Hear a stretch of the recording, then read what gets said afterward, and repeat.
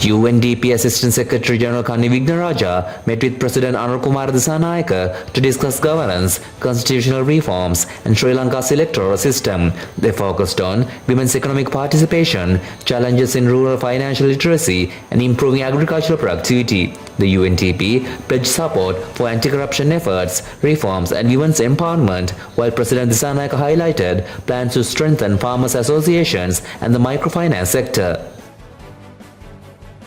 Former MP Dayasiri Jayasekara, who is contesting the upcoming parliamentary election from the Kurunegala district under the Samajana Sandhane, says Sri Lanka so far witnessed a parliament under the jurisdiction of the president, and in this election therefore a strong parliament not subjugated to the head of state must be created. He emphasized that a parliament not under the president's shadow is a timely accurate requirement for the nation.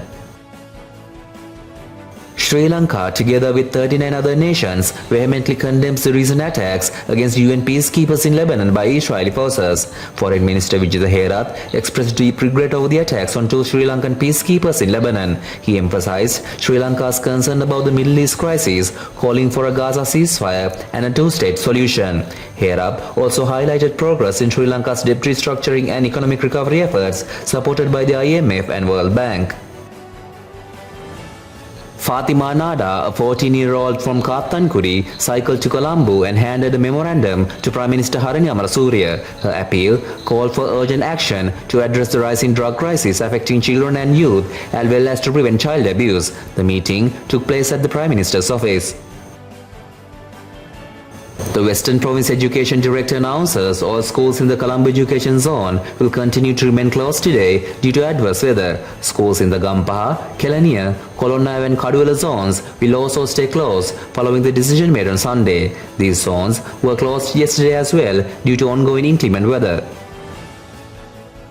The Colombo Magistrate Court hands down a 6-month prison sentence to Director of WM Mendes Distilleries Arjun Aloysius along with 2 other executives for their failure to settle 3.5 billion rupees in unpaid value-added tax. The Inland Revenue Department filed the case against the company for defaulting on tax payments owed to the government from 2016 to 2019. An appeal filed by Aloysius demanding the nullification of the prison sentence was rejected. The Attorney General's Department informs the Supreme Court that the Sri Lankan government will review the Mannar wind power project involving India's Adani Group. The review follows concerns raised by petitioners about environmental and community impacts. The Attorney General pledged to maintain the project's status quo until a final decision is made after the general election. The Supreme Court ordered that any observations from the government's end be informed before January 31st, 2025. China seeks to deepen anti-fraud law enforcement cooperation with Sri Lanka following the arrest of several foreign online fraud suspects, including Chinese nationals. The Chinese embassy supports Sri Lankan authorities in combating telecom and online fraud, which has impacted China's image and relations. China is committed to joint efforts with Sri Lanka to curb fraud activities targeting citizens of both nations. Sri Lankan Airlines is investigating an incident on flight UL607 from Sydney to Colombo on 21st of September, where the captain allegedly locked down the female first officer out of the cockpit during a disagreement over a toilet break which left passengers anxious.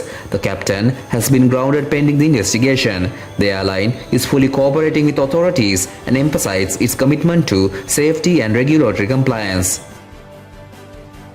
Sri Lanka's Kamindu Mendis and England's Tammy Beaumont have been named the ICC Players of the Month for September 2024. Mendis, awarded for his stellar test performances, scored 455 runs in 4 matches, whilst Beaumont excelled in England's short format success. This marks Mendis' second win following his March 2024 accolade and Beaumont's second since February 2021.